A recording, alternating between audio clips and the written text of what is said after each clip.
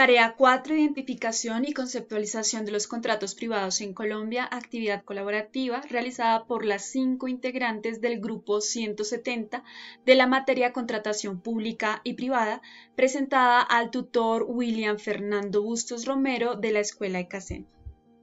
Diferencia entre contrato nominado e innominado. Cuando hablamos del contrato nominado, este tipo de contrato se caracteriza por estar reglamentado y denominado en el Código Civil colombiano. Al estar regulado por el Código Civil, se deben hacer valer las cláusulas o acuerdos de los contratos teniendo en cuenta que no se pueden modificar. Podemos mencionar algunos tipos de contratos nominados: contrato de compraventa, de depósito, de mandato, de arriendo, de servicios, de trabajo, entre otros. Respecto a los contratos innominados, este tipo de contratos no tiene denominación ni está reglamentado en el Código Civil colombiano.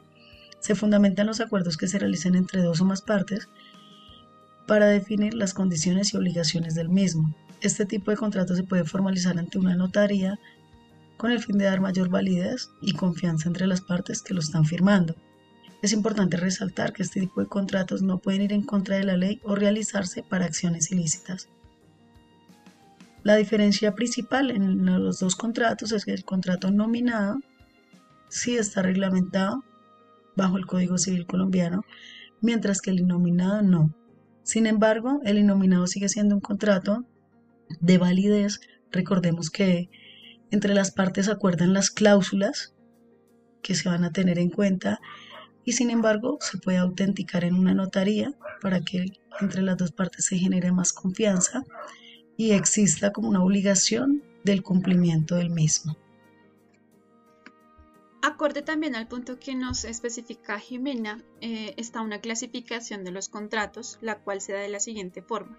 Según su interpretación legal, donde están los contratos típicos y atípicos; según su valor, donde están los contratos gratuitos o onerosos; según la entrega, donde se encuentra el contrato real o de esperanza; según su estructura, donde encontramos el contrato simple o complejo; según su forma, donde encontramos el contrato consensual, formal, solemne o con libertad de forma. También encontramos esa clasificación según la duración, es decir, temporalidad, donde encontramos el contrato de ejecución directa, de tacto sucesivo y el instantáneo. También, según sus obligaciones, encontramos el contrato unilateral y bilateral. Según su autonomía, encontramos el contrato principal, de accesorio o derivado. También encontramos, según su riesgo, un contrato conmutativo o aleatorio. También encontramos, según su formación, un contrato paritario o de adhesión. Consecuencias que se producen por el incumplimiento de los contratos privados. El incumplimiento de los contratos privados puede traer grandes consecuencias para los afectados. Esto puede atacar directamente los derechos de la persona e implica mucho el tema sobre el lucro cesante o el daño emergente, términos que vamos a hablar más adelante. Una de las consecuencias del incumplimiento del contrato es el pago de indemnización. El pago de indemnización puede ser en dinero, que son daños causados a la otra parte. También hay que tener en cuenta que todo contrato tiene cláusulas, que son puntos que se acordaron antes de firmar el contrato, donde estamos obligados a cumplirlos.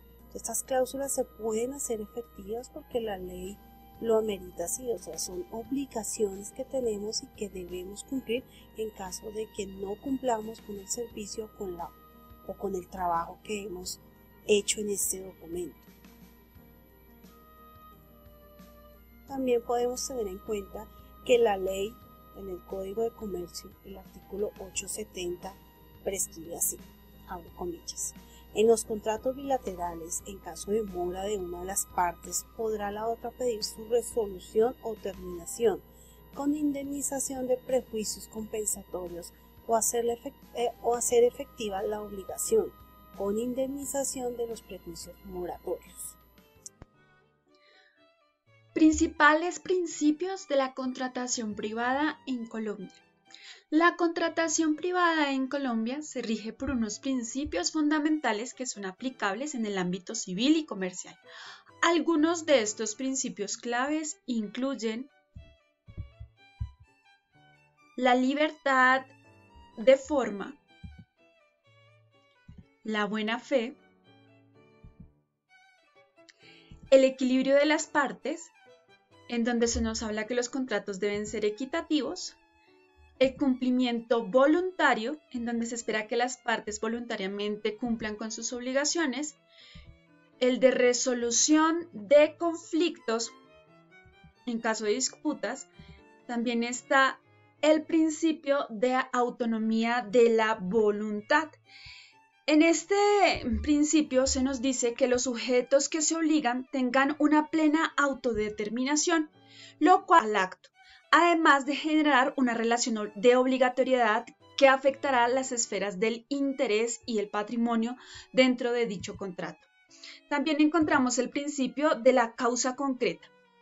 En este se nos indica que se identifica esa razón justificativa por medio de la cual reposa la relación contractual, la cual precisamente hace visible y posible la existencia de un contrato legítimo.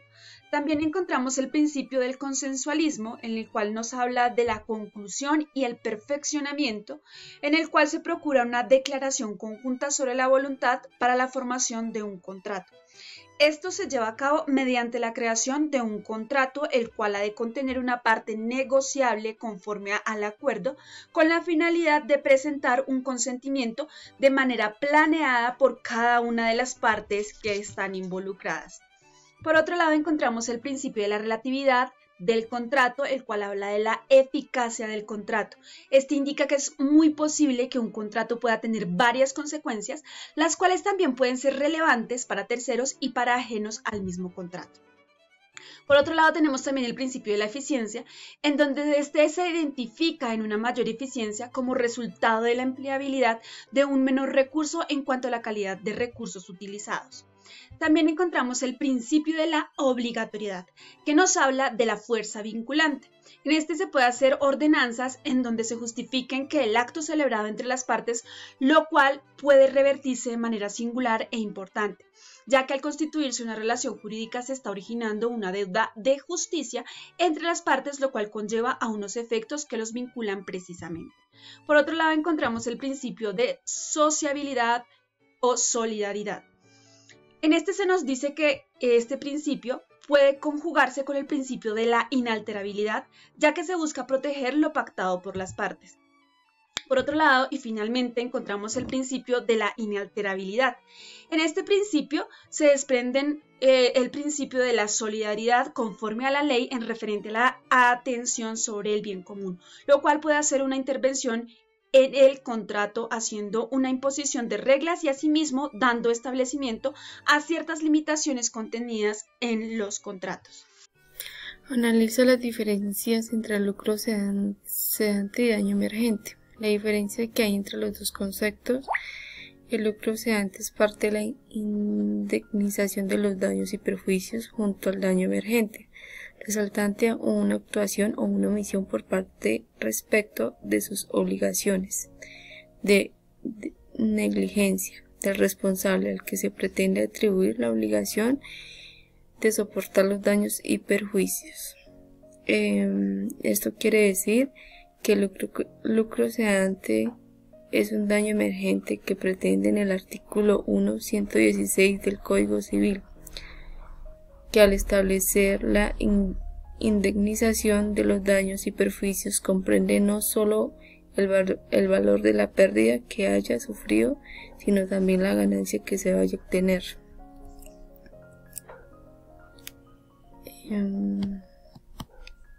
El daño emergente hace referencia al valor de una pérdida patrimonial sufrida, ya que el lucro cedante se hace la mejora la referencia a las ganancias de pérdidas patrimoniales futuras dejadas para obtener el valor de la pérdida de una compañía, o ya sea un caso que se hace diferencia entre el valor de una adquisición de las ventas acordadas.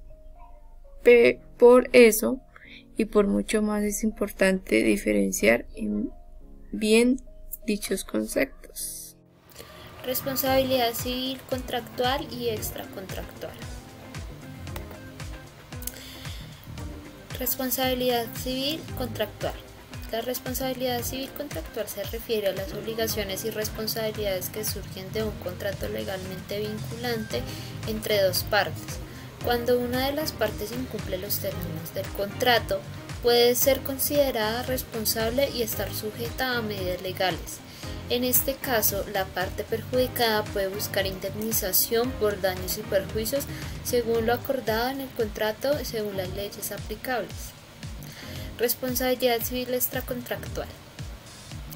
La responsabilidad civil extracontractual, a menudo llamada también responsabilidad civil general o responsabilidad civil por hechos ilícitos, se refiere a la obligación de una persona de compensar a otra por daños y perjuicios causados sin la existencia de un contrato previo.